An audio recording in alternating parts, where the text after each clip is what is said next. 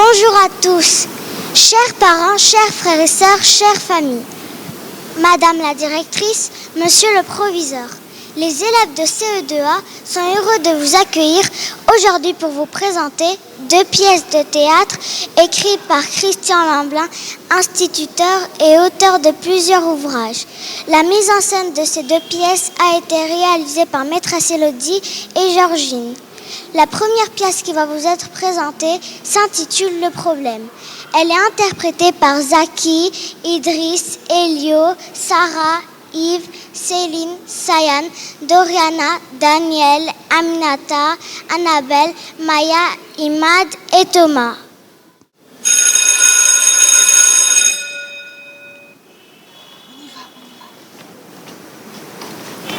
Bonjour.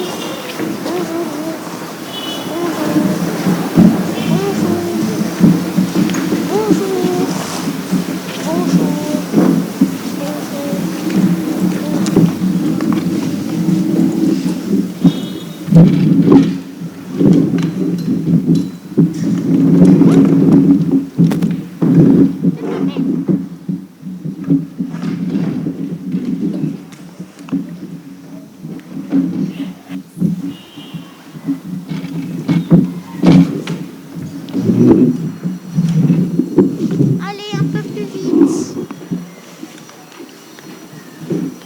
Bonjour mes enfants. Bonjour. Ça va bien? Oui. Mes enfants, nous allons commencer par un petit problème de mathématiques.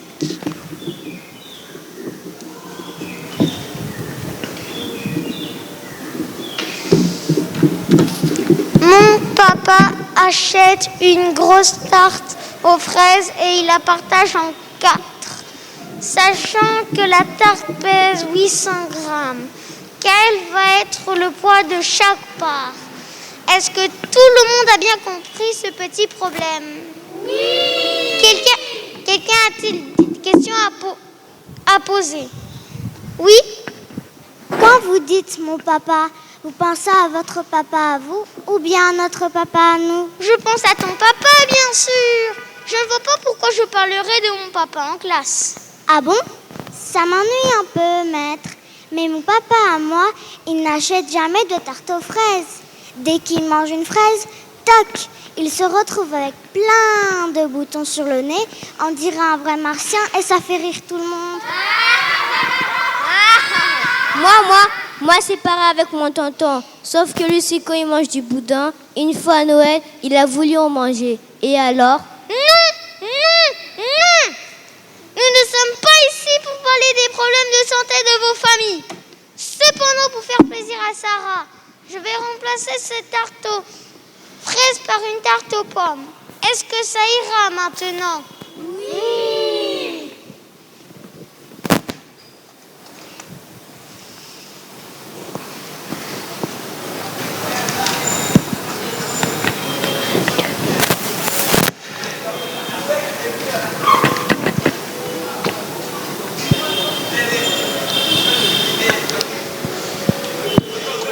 Voilà, j'espère que tout le monde va pouvoir commencer son travail. Oui. Quoi encore? C'est à propos de mon papa. Qu'est-ce qu'il a ton papa? Il n'aime pas les pommes? Si, il aime les pommes, mais... Mais quoi? Eh bien, mes parents sont divorcés et je vis avec ma maman. Alors c'est elle qui coupe les tartes aux pommes, forcément.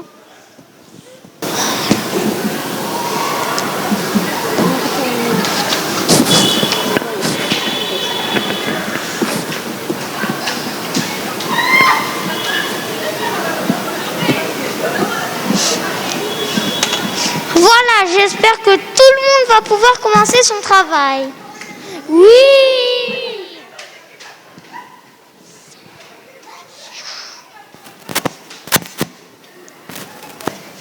Oui, quoi encore?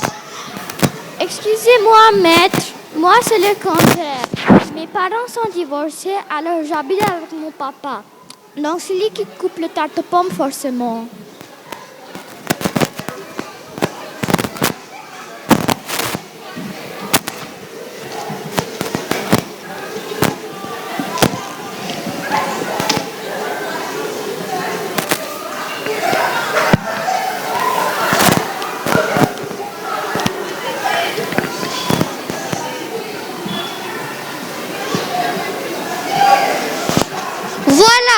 J'espère qu'il n'y aura plus de problèmes comme ça.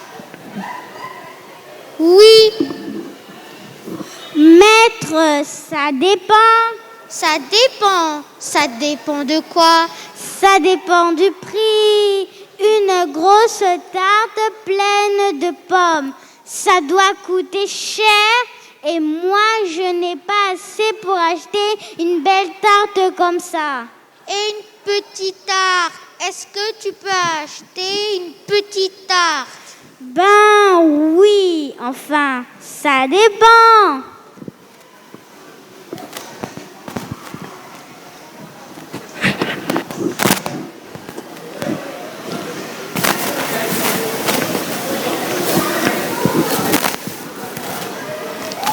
Voilà, j'espère qu'il n'y aura plus de problèmes comme ça. Oui, quoi encore? Il y a quelque chose de bizarre dans votre problème. Vous écrivez une petite tarte aux pommes. Vous écrivez une petite tarte aux pommes. Et une petite tarte de 800 grammes. Si ça pèse 800 grammes, c'est que c'est une grosse tarte, pas une petite. Une petite tarte, ça pèse beaucoup moins lourd que ça.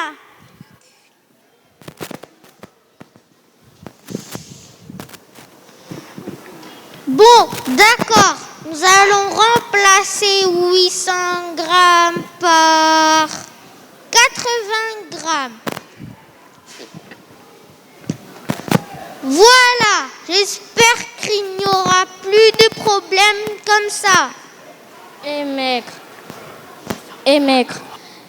je ne voudrais pas vous contredire, mais si c'est moi qui achète la tarte, je ne vois pas pourquoi je partagerai en 4. À la maison, nous sommes 7, en comptant mes parents. Comme je ne voudrais pas faire des jaloux, il faut bien que chacun part. Chez moi, on est à 5. Mais il y a le grand-père qui ne mange jamais de gâteau à cause de ses dents. Il dit qu'à trop manger de sucreries, on attrape des caries. Silence! Puisqu'on ne peut pas se mettre d'accord sur le nombre de parts, nous allons imaginer que nous partageons cette tarte en classe. Voilà, c'est ça. Nous partageons donc cette tarte en classe. Et ça ne sert à rien de discuter. 22 élèves plus 1 maître, ça fait 23. 12 garçons plus 10 filles et 1 maître, ça fait toujours 23. 22 cartables et la serviette du maître, ça fait encore 23. Nous partageons donc cette tarte en 23. Et maintenant, au travail!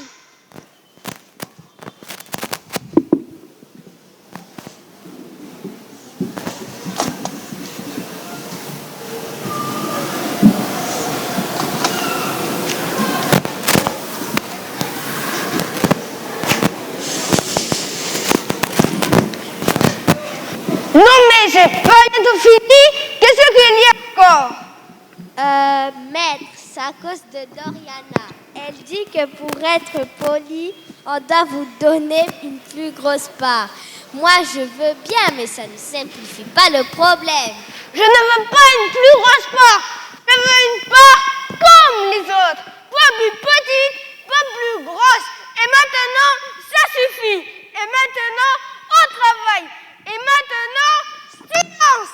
Et le premier qui ouvre la bouche, je le punis.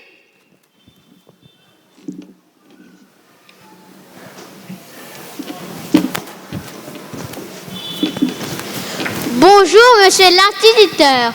Comme vous voyez, je suis accompagné de monsieur Dur de la Feuille. C'est notre ministre. Monsieur le ministre, dans notre école pour observer le travail des enfants. Bonjour, monsieur le ministre. Bonjour, monsieur le ministre. Parlez plus fort, il est un peu sourd. Bonjour, monsieur le ministre. Quoi?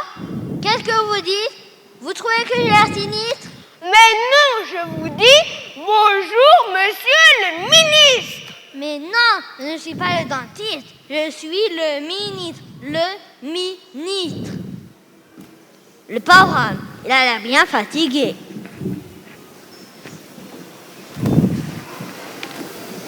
J'achète une petite tarte au pain et je la partage en 23, sachant que la tarte pèse 80 grammes. Quel va être le poids de chaque part? Voyons. Ce problème me semble un peu curieux. Partager une petite tarte en 23, quelle drôle d'idée! Mais, monsieur le ministre, ce n'est pas ma faute, c'est à cause des enfants. Quoi? À cause des enfants? Quelle drôle d'idée! Mais je ne vois pas d'éléphants ici, juste d'adorables petits enfants. Dis donc, j'ai l'impression que ce maître a l'air un peu fatigué. Il est toujours comme ça? Oh non, Monsieur Durand est un excellent maître, le plus connu de notre ville. Des crocodiles? Mais pourquoi me parlez-vous de crocodiles? Tout le monde est fou dans cette école. Je crois que je suis tombée dans une école de fous. Allons. Voyons ce problème. Tout d'abord, si je voudrais partager une petite tarte en 23, il faudra une grosse, pas une petite.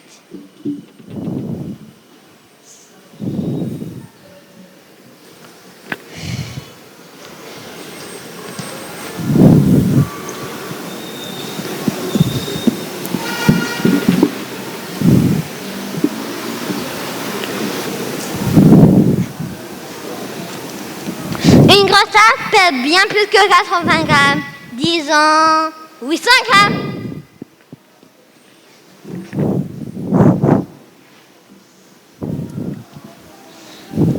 Et puis, la partager en 4, quelle drôle d'idée! Ce sont des calculs trop difficiles pour des enfants de cette taille. Il faut faire plus simple. À la place de 4,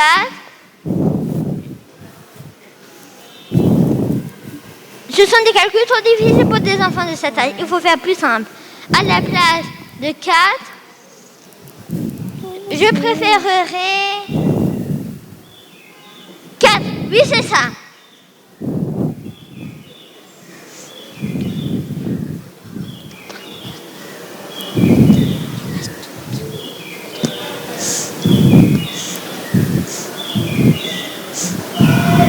Et puis,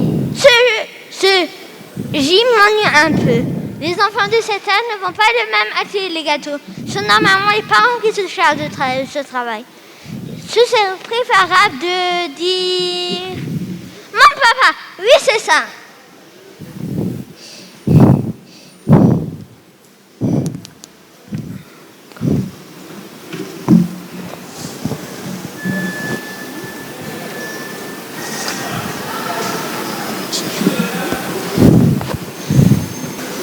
Encore une petite chose.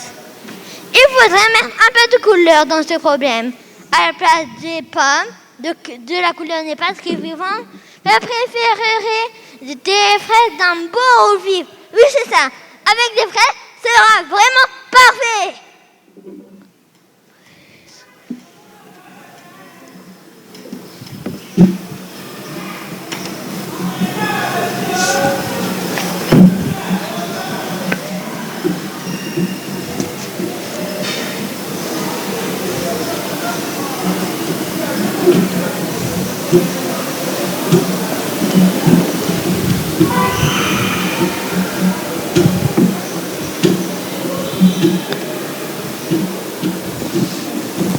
Mon papa achète une grosse tarte aux fraises et la pâte.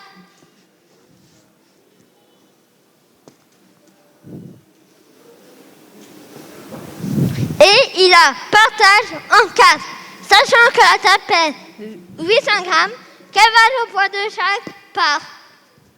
Eh bien, voilà un excellent problème. Que pensez-vous, monsieur Durand? En effet, monsieur le ministre, c'est un très beau problème, mais je l'avais déjà écrit ce matin. Un marsouin? Pourquoi me parlez-vous de marsouin? Tout le monde est fou dans cette école. Tout le monde est bizarre dans cette école. Il faudrait mieux que je m'en aille. Bon, allez, je vous laisse. Bon courage.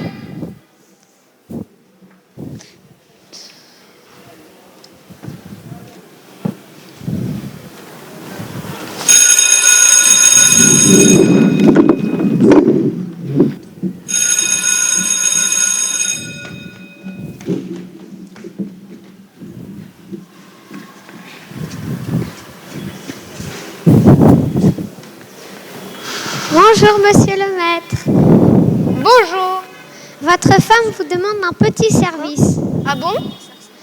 Elle vous demande d'acheter une tarte aux fraises. Une quoi? Une tarte aux fraises pour 4 personnes. Je ne veux plus jamais entendre parler de tarte aux fraises. Je hais les tartes, je hais les fraises. Plus jamais, plus jamais.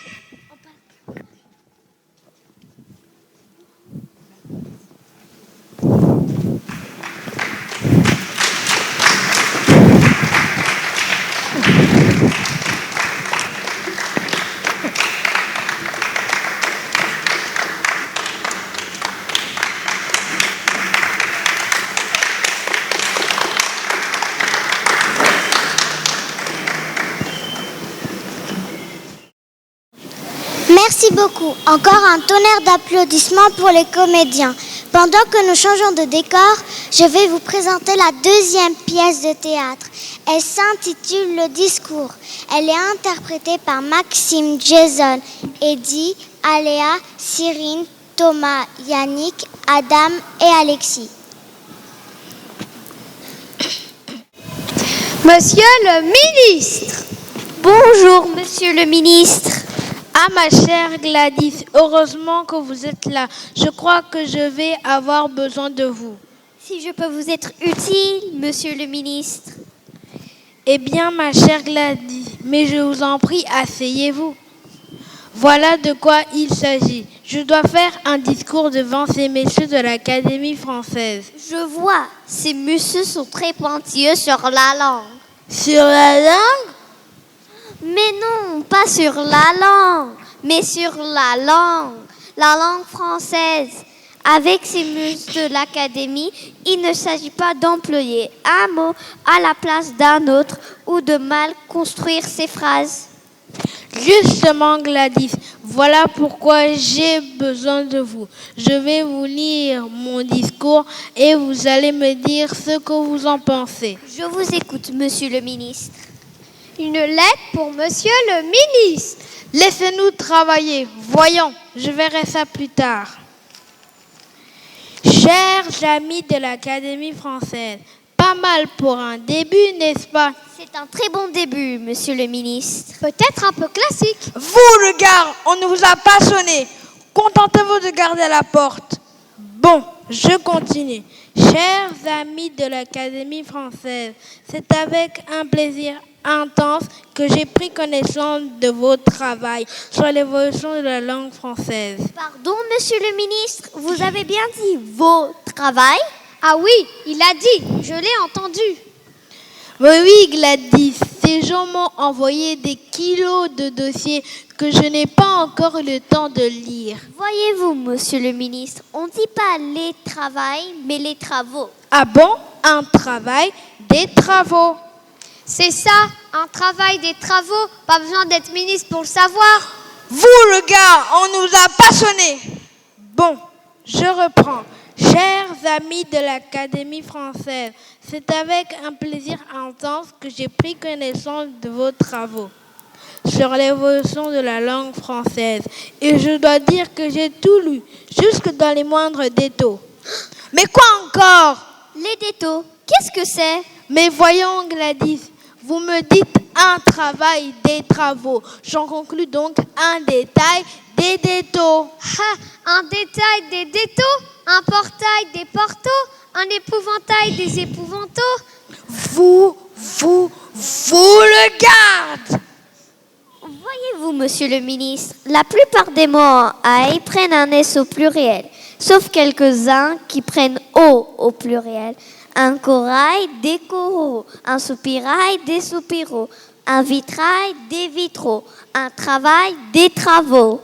Vous ne me simplifiez pas la tâche, ma chère Gladys. Ce n'est pas de ma faute, monsieur le ministre. C'est la langue française qui est ainsi.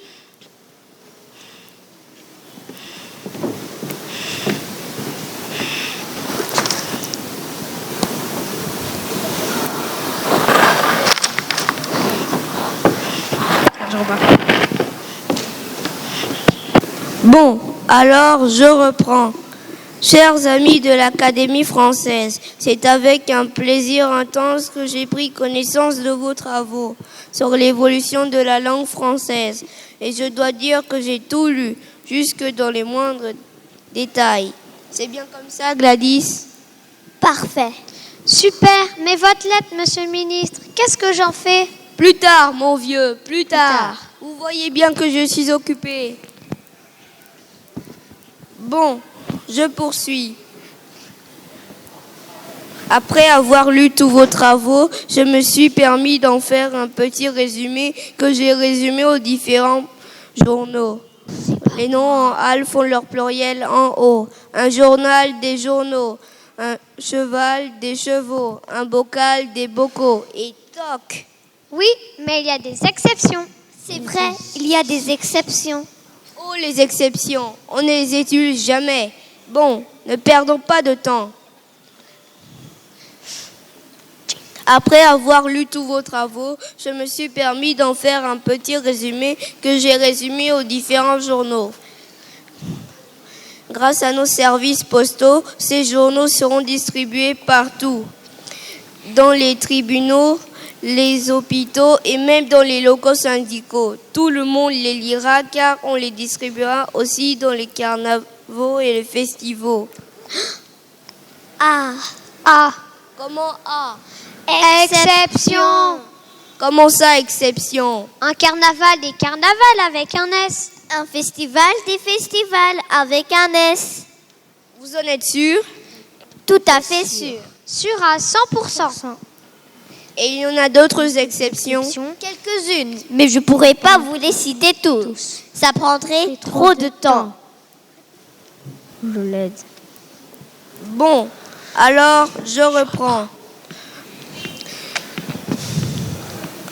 Tout le monde les lira car on les distribuera aussi dans les carnavals et les festivals. Je tiens en fait à ce que tout le monde sache que vous êtes des hommes géniaux. Quoi encore? Un homme génial des hommes géniaux, un enfant jovial des enfants joviaux, un salut cordial des saluts cordiaux. Vous, le gars, ça suffit. Quant à vous, Gladys, si vous avez l'intention de devenir ministre à ma place, vous n'avez qu'à me le dire. Franchement, j'en ai assez de toutes vos remarques. Monsieur le Président! Eh bien, que se passe-t-il? Pourquoi tant de bruit? Bonjour, monsieur le président. Mes respects, monsieur le président. Eh bien, mon cher Édouard, pourquoi ce vacarme? C'est à cause de cette secrétaire. Et il n'arrête pas de corriger le discours que je dois faire devant l'Académie française. Corrigez votre discours? Mais pourquoi donc corrigez-vous le discours de ce pauvre Édouard? Parce qu'il fait des fautes, monsieur le président. Il n'arrête pas de se tromper dans les pluriels. C'est vrai, monsieur le Président. Il dit un travail, des travails. Un détail, des détails. Vous, le gars, on ne vous a pas sonné. Qu'est-ce que j'apprends, mon cher Édouard? Vous faites des fautes. Quelques-unes, monsieur le président, mais pas des fautes graves. D'ailleurs, je connais toutes mes règles. Je les ai même encore relues ce matin dans mon livre de grammaire. Il y en a 13 règles, rien que pour les pluriels. À mon avis, les gens qui écrivent des livres de grammaire ne sont pas des gens normaux. Des gens comment? Des gens normaux. Oh, je ne sais plus, moi, avec toutes ces histoires, je vais me finir chez les malades mentaux. Oh, et puis zut! Vous m'inquiétez beaucoup, mon petit Édouard. Approchez-vous, s'il vous plaît. Vous aussi, Gladys. Approchez-vous, s'il vous plaît. Vous, le garde, on nous a pas sonné. Attention, on commence un travail. Des travaux. Un soupirail. Des évantaux. Un éventail. Des évantaux. Des évantaux. Je le savais, monsieur le président, je le savais. À mon avis, il ne le savait pas. Vous, le garde! Oui, je sais, on ne m'a pas sonné. Un cheval. Des chevaux. Facile. Un chacal. Des chacals. Des vaisseaux spatiaux. Un vaisseau spatial. Un vaisseau spatial. Un vaisseau spatial de pire en pire. Vous, le garde! Je sais.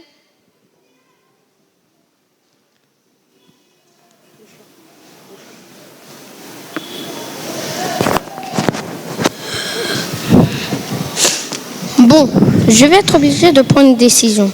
À partir de maintenant, mon cher Édouard, vous n'êtes plus ministre. Monsieur le Président. Il faut me tuer.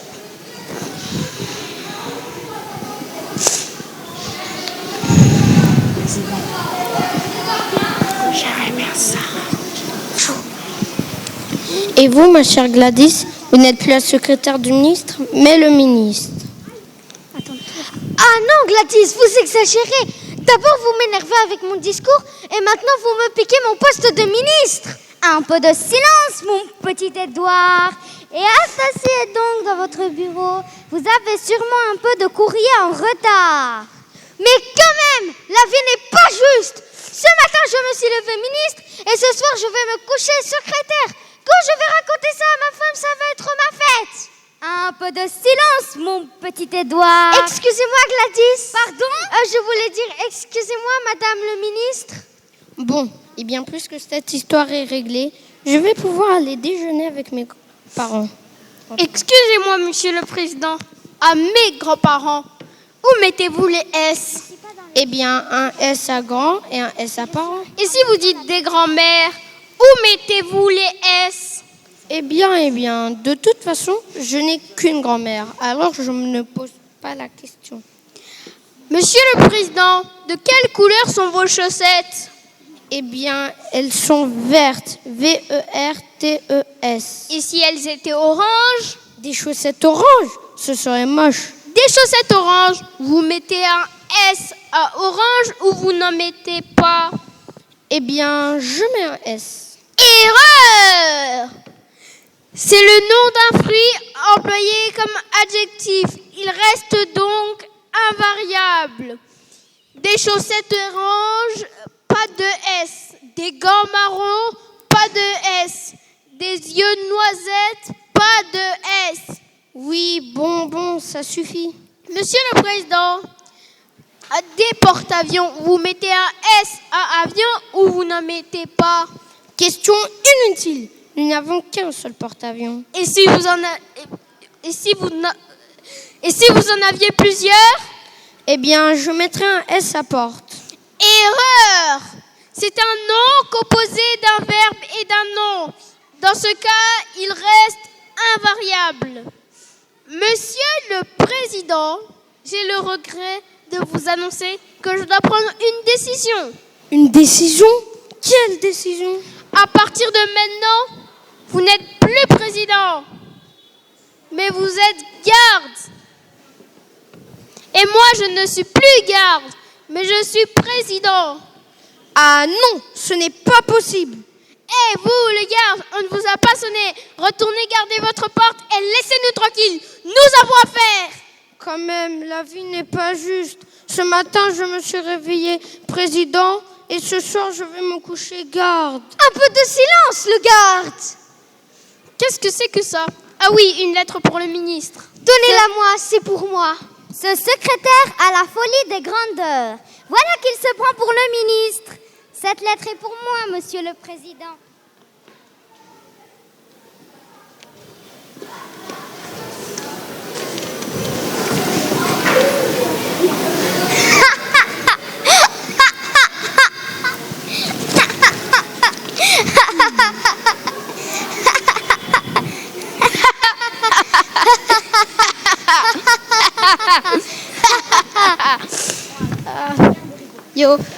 Monsieur le ministre est informé que le discours qui devait tenir à l'Académie française est annulé.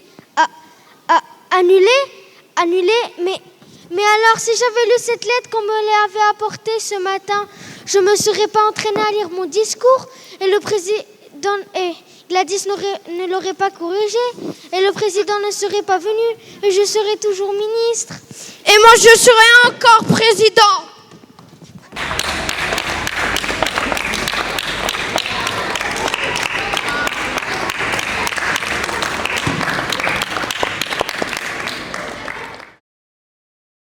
Nous tenons à remercier tous les gens qui nous ont accompagnés dans ce projet et en particulier l'Institut français pour nous accueillir aujourd'hui et pour l'assistance technique.